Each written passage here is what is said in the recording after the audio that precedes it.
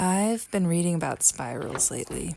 Did you know a spiral is the most recurring shape in nature? From DNA to shells, spiderwebs, plants, hurricanes, and water going down your drain. We even live in a spiral-shaped galaxy. There are a lot of different kinds of spirals. An Archimedean spiral is a spiral moving outward from its center point at a constant speed, so the distance between each curve is the same, like a coiled rope.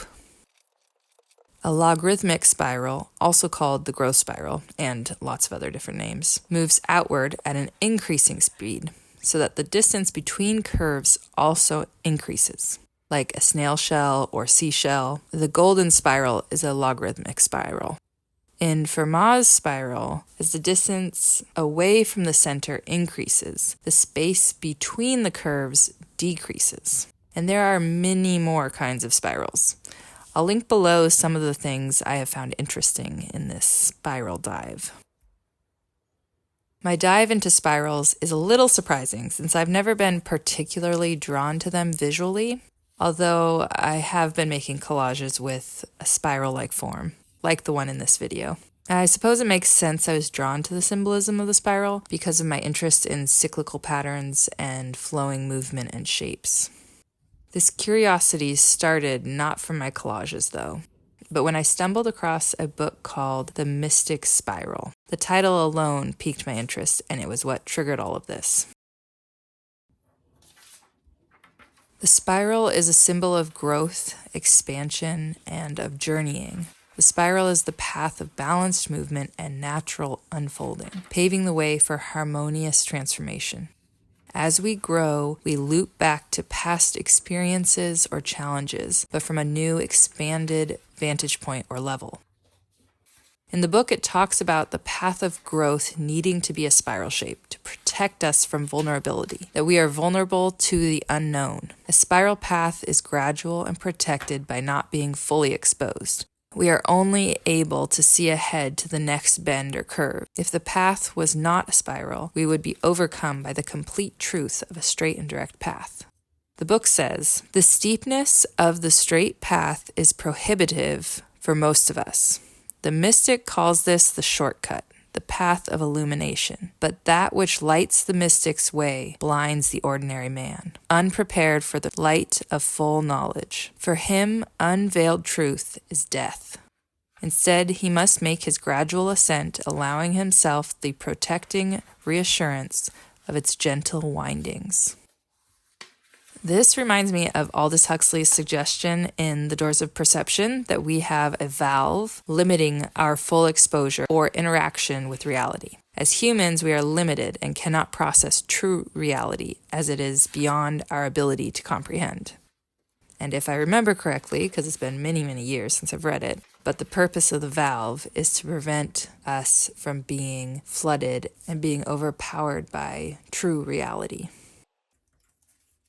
A labyrinth is a spiral path used to find David Bowie. Enlightenment. A labyrinth is a walking meditation to journey to one's own center and then to walk back out to reconnect with the outer world.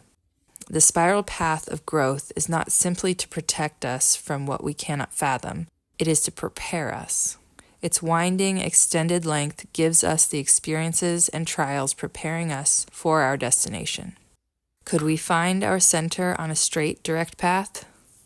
No, because it is the journey that matters, and truncating the journey could lessen our expansion. The hero must go through an ordeal to temper themselves and come out stronger. When we expand a spiral into 3D, it becomes a vortex or a coiled helix. In the center is calm, like the eye of the storm that stays peaceful and quiet, while the movement and turbulence swirls around it, just like in a labyrinth. One's own center and connection to all consciousness is found at the center of the spiral. Spirals have been used by many different cultures and religions across the world and for centuries. But what I have found most fascinating is how much spirals show up in nature. What does it mean that nature, at all scales, repeatedly orders itself into a spiral? When subatomic particles, so the smallest thing we know of, are charged and shot through a magnetic field, they move in a spiral formation.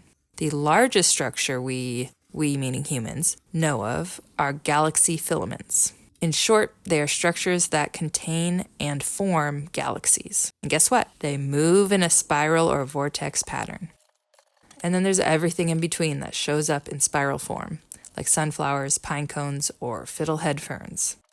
A video, I will link it below, shows two homogeneous chemicals being mixed, and they create beautiful spiral patterns. One of the petri dishes looks exactly like traditional stylized clouds from Chinese art. You know, the ones with the swirls in them. If we could map our own electric energy through space and time, through our life, would we also move in spirals?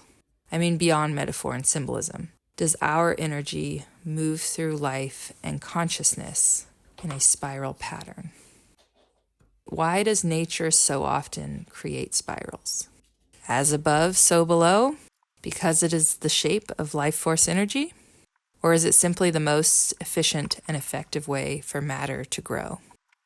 Spirals are limitless. They have no natural ending and could go on infinitely. But I can't. It's getting late, and my brain is starting to spiral in not great ways. So what do you think about spirals? And if you have any reading or listening material to recommend to the group, please drop it in the comments. I'm sure everyone would enjoy looking into it. I know I'd love to do some more spiral diving. Thank you for watching. Bye!